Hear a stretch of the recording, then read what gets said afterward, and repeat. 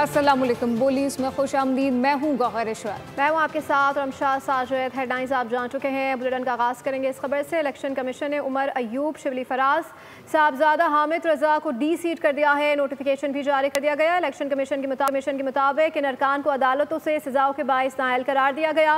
राय हैदर अली खान, राय हसन नवाज, सरताज कुल, मोहम्मद अंसर इकबाल, जुनैद अफजल शाही और राय Mohammad Murtaza D seat किए गए हैं। इलेक्शन कमीशन ने आइन के आर्टिकल 63(1) के तहत अरकान को नाअहल करार दिया है, जबकि 5 अरकान कौमी असम्बली, 3 अरकान पंजाब असम्बली और 1 सेनेटर को नाअहल करार दिया गया। इलेक्शन कमीशन ने नाअहल होने वाले अरकान असम्बली की नशिस्तें खाली करार दे दी।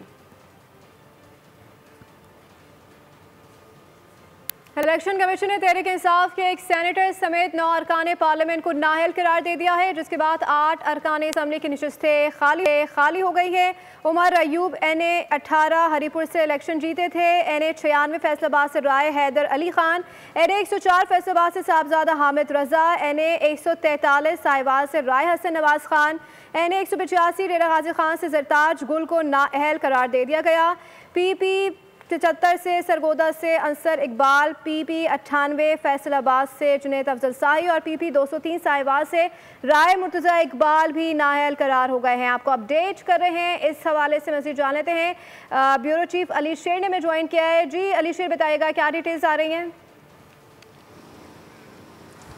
जी बिल्कुल, इलेक्शन कमीशन ऑफ पाकिस्तान और अदालतों के मुख्तलिफ एक्शंस का जो नतीजा निकला है वो है पाकिस्तान के में मुल्क की पार्लिमानी तारीख में पहली बार कौमी असम्बली, सेनेट और पाकिस्तान के सबसे बड़े सूबे पंजाब, उसके तीनों अपोजिशन लीडर जो है वो नाअहल हो गए हैं। उनको मुख्तलिफ अदालतों से सज़ाएँ सुनाई गई हैं और उन सज़ाओं के नतीजे में, और ये सज़ाएँ जो है वो 9 मई के केसेस जो हैं उनमें सुनाई गई हैं। इस तरह कौमी असम्बली की 9 सीटें जो हैं वो PTI के हमायत याफ्ता आज़ाद अरकान की जो है वो खाली हो गई हैं।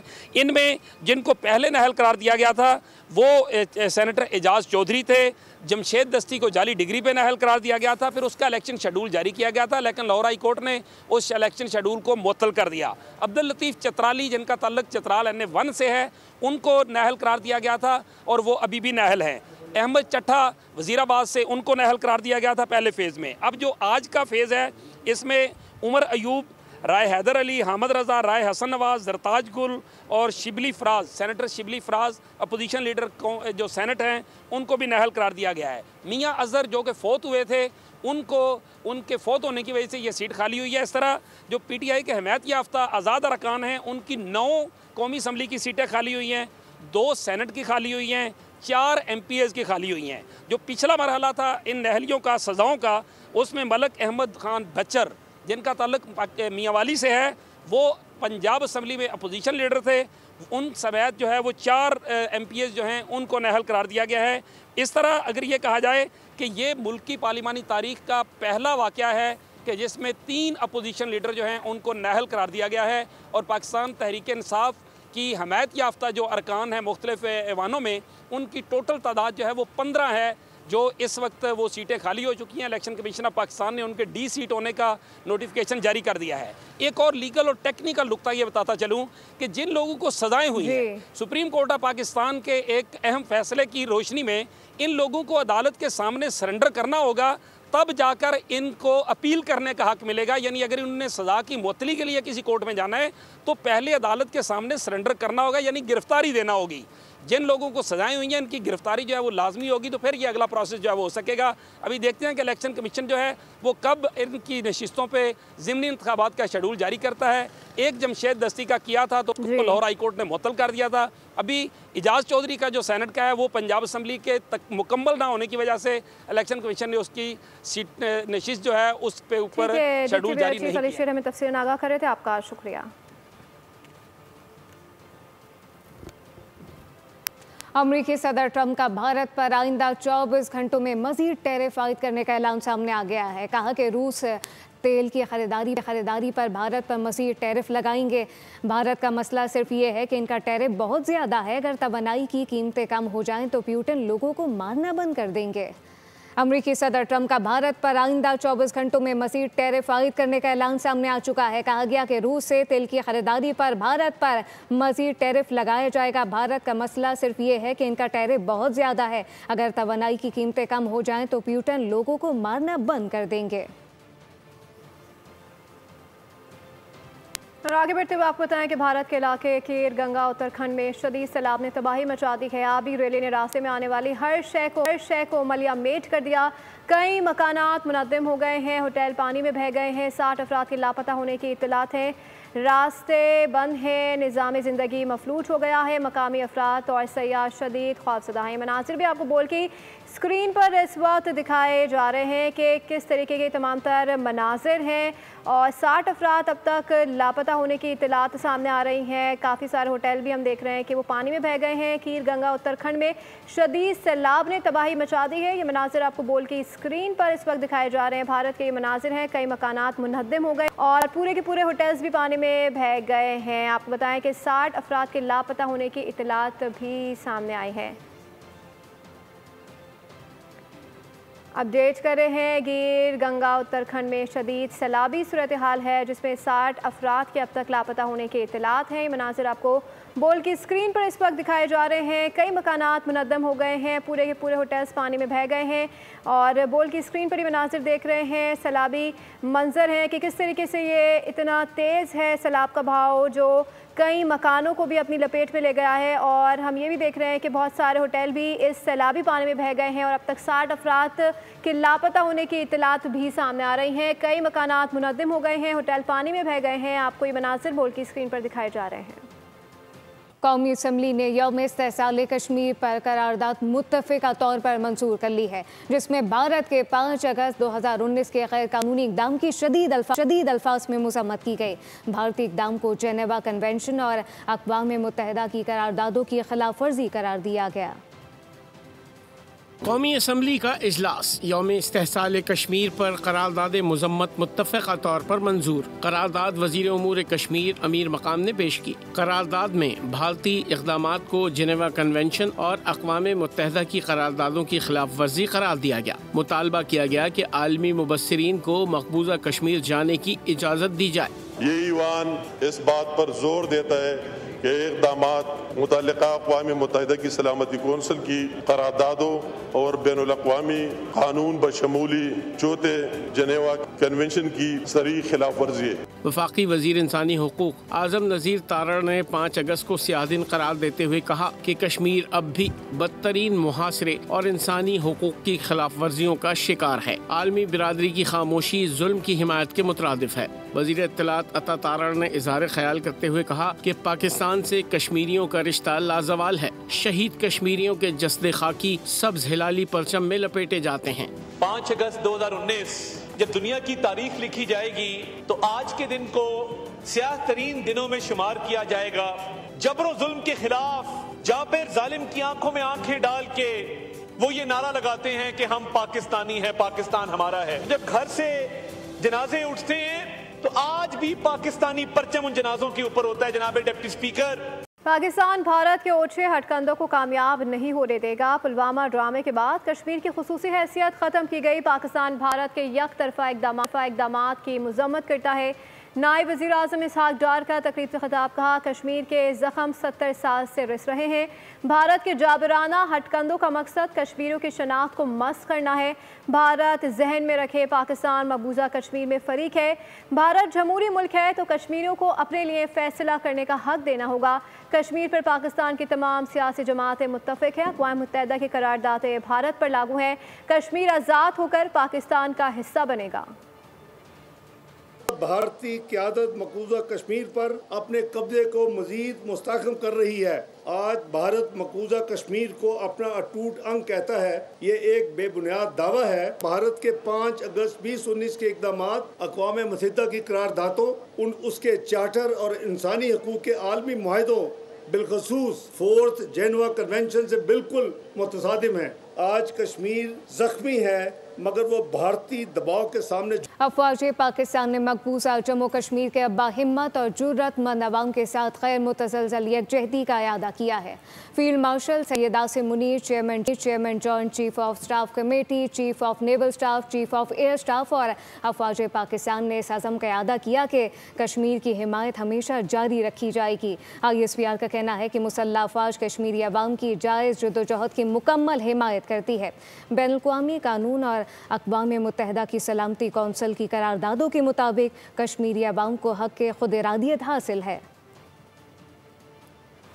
अभी जानिए, वफाकी हुकूमत ने अपोजिशन को 26वीं तरमीम में बेहतरी लाने के लिए मुज़ाकरात की दावत दे दी है। कौमी असम्बली के इजलास में इज़हार ख्याल करते हुए वज़ीर कानून आज़म नज़ीर तारड़ ने कहा कि आएँ हमारे साथ बैठें और बताएं कि इस तरमीम को कैसे बेहतर बनाएं। हम कल भी तैयार थे, आज भी तैयार हैं। माहौल गर्म करने और कागज़ फाड़ने से मसला हल नहीं होगा, मसला बात करने से ही हल होगा। वज़ीर कानून का कहना था कि 26वीं तरमीम से अदालतों से होने वाली पार्लिमान की बेतौकीरी को रोका गया है। पूरी दुनिया में जजों के तकर्रुर का यही तरीका राइज है। तरमीम 1 महीना हम लेके बैठे रहे, हमने उन्हें सामने रख के कहा कि बताएं उसमें गलत क्या। कहते नहीं चीज़ें ठीक है, टाइमिंग ठीक नहीं है। हमने कहा टाइमिंग भी ठीक कर लेते हैं, बताएं और कौन सी चीज़ निकालनी है इसमें से। अब 26वीं तरमीम जिस शक्ल में हुई है उसमें क्या गुनाह किया है इस पार्लियामान ने कि अगर उसने ये 2/3 अक्सरियत से मंजूर की है। आए सारे मिल बैठ के उसको एग्जामिन करें दयानतदारी के साथ, उसमें तो कोई सियासत नहीं है ना। हम पहले भी तैयार थे, वज़ीर आज़म पाकिस्तान की हदायत के मुताबिक हम आज भी तैयार हैं, लेकिन सर माहौल की इस गर्मी में डॉक्यूमेंट्स फाड़ने से मसले हल नहीं होते। हुआ सिर्फ ये है कि जो पार्लियामान की बेतौकीरी अदालती फैसलों के जरिए की गई थी उसको दुरुस्त करके parliament as a mother of institution उसका जो रोल होना चाहिए वो दिया गया। सारी दुनिया में ये किया जाता है, सारी दुनिया में जजेस की अपॉइंटमेंट इस तरह से। सेनेटर असर रब्बानी ने NFC अबॉर्ट और 18वीं तरमीम के खिलाफ साजिश का खदशा जाहिर कर दिया है। उनका कहना था कि मरकज़ पसंद ज़हनीत ने 18वीं तरमीम और इख्तियारात की मुंतकली को रोज़ अव्वल से तस्लीम ही नहीं किया है। मौजूदा NFC अबॉर्ट सूबों को मिलने वाली वजारतों का अहाता नहीं करता। जो NFC अवार्ड के तहत सूबों का जो हिस्सा है वो 57.5% है, और अब जो भी नया NFC अवार्ड आएगा उसमें 57.5% से कम हिस्सा सूबों का नहीं हो सकता, क्योंकि ये clause 3A article 160 of the constitution 1973 की खिलाफ वर्जी होगा। वज़ीर मुमलिकत तलाल चौधरी कहते हैं कि PTI 5 अगस्त के रोज़ भी एहतजाज से बाज न आई। हर कौमी मामले पर सियासत तहरीक इंसाफ का तर्ज अमल बनता जा रहा है। ऐवान में इज़हार ख्याल करते हुए जोर दिया कि सियासी जमातें अपनी जिम्मेदारियों को पहचानें, मुल्की मफाद सियासी मफादात पर मुकद्दम रखा जाए, ना करें। और ये 5 अगस्त में जनाब स्पीकर इनको वही दिन याद आता है हर उस मौके को जो पाकिस्तान के कौमी मुफाद से वाबस्ता होता है, वो 5 अगस्त का हो, IMF हो, वो नेशनल सिक्योरिटी की हमारी ये दहशतगर्दी का मामला हो, ये उस वक्त और उसी दिन एहतजाज करते हैं। मुझे ये बताएं भाई, कंफ्यूजन आपके अंदर है, डिवाइड आपके अंदर है, मगर आप दूसरी साइड पर हम पे क्यों डालते हैं? आप एहतजाज करें, 100 बार करें। बड़े आसान अल्फाज में KP बलोचिस्तान की सियासी जमातें अपना सियासी जिम्मेदारी को पहचाने।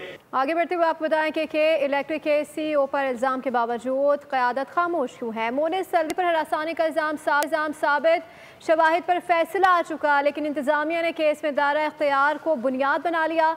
मारूफ समाजी कारकुन जबरान नासर का ट्वीट का कि हरासानी केस में इख्तराकी पहलू को नज़रअंदाज करके पैसा बचाया जा रहा है। उन्होंने मजीद क्या कहा, ये सुनते हैं। ये इलेक्ट्रिक का एक तर्ज अमल रहा है कि चूंकि एक तो वो मोनोपली है कराची के अंदर, इनके CEO के ऊपर एक खातून को हिरासा करने का इल्जाम है, और वो खातून भी कोई गैर नहीं थी, एक सीनियर पोस्ट में के इलेक्ट्रिक की एम्प्लॉई थी। आज भी जब ये हिरासानी का इल्जाम आया है तो हमें नजर आ रहा है कि सोशल मीडिया के जरिए और मीडिया के जरिए बड़े बड़े इन्फ्लुएंसर्स और लोगों से जो है वो CEO साहब के तारीफ के पुल बांधे जा रहे हैं, उनके किरदार के हवाले से अच्छी बातें की जा रही हैं, और इस चीज को कम्प्लीटली इग्नोर किया जा रहा है कि ओम्बड्समैन मोतसी अदालत के अंदर बाकायदा बाकायदा एविडेंस के बाद इस फैसले पे पहुंचा गया है कि CEO साहब ने खातून को, जो उनकी फेलो एम्प्लॉय कॉलीग थी, उनको अपने ओहदे का गलत इस्तेमाल करते हुए हिरासा किया था। जुर्म कभी तस्लीम ना करो, अपने आप को सजा के लिए कभी पेश ना करो। हमारे पास बहुत पैसा है, हम पैसे को फेंक के टाइम खरीदेंगे और सामने वालों को मजीद जो है रुसवाई का निशाना बनाएंगे। खातून हिरासानी केस में एक अहम पेशरफ सामने आई है। खातून के वकील बैरिस्टर तलाल वासिफ कभी का कहना है कि गवर्नर हाउस की इलेक्ट्रिक के CEO मोनस अब्दुल्ला अलवी के खिलाफ मोतसिब सिंध के तारीखी फैसले पर आर्जी हुक्म इम्तना जारी करने से इनकार कर दिया है। बैरिस्टर तलाल वासिफ कभी का कहना है कि गवर्नर ने इंसाफ और कानूनी अमल के तकाज़ों को मद्देनजर रखते हुए मामले को पीर 11 अगस्त को मुकम्मल समाअत के लिए मुकर्रर किया है, जहां फरीकैन को सुना जाएगा। शिकायत कुनंदा महरीन अजीज़ खान को ये नोटिस 24 से घंटे में भी कम वक्त में मौसूल हुआ। इनका कानूनी नुमाइंदों ने मुख्तसर नोटिस पर तशवीश का इजहार किया है, ताहम गवर्नर ने इस फैसले का एहतराम किया कि दोनों फरीकैन को सुना जाना चाहिए। और अब ये जानिए, बहरिया टाउन को बड़ा कानूनी झटका। मलिक रियाज की जायदादों की नीलामी का फैसला बरकरार रखा गया। इस्लामाबाद हाईकोर्ट ने नैब की नीलामी की कार्रवाई को कानूनी करार दे दिया। आपको अपडेट करें, ज़राए के मुताबिक नैब 7 अगस्त को मलिक रियाज की जायदादें नीलाम करेगा। बहरिया टाउन की नीलामी रोकने की चारों दरख्वास्तें खारिज कर दी गई। बहरिया टाउन फेज़ 2 में 2 कॉर्पोरेट ऑफिस नीलामी की फहरिस्त में शामिल हैं। बहरिया गार्डन सिटी की रुबाइश मार्की और lawn face arena cinema international school इमारत भी शामिल है। न्यूज़ बुलेटिन से फिल वक्त इतना ही है। मज़ीद बाखबर रहने के लिए विजिट कर सकते हैं हमारी वेबसाइट bolnews.com। देखते रहिए बोल। सब्सक्राइब करें और बेल दबाएं ताकि कोई खबर रह न जाए।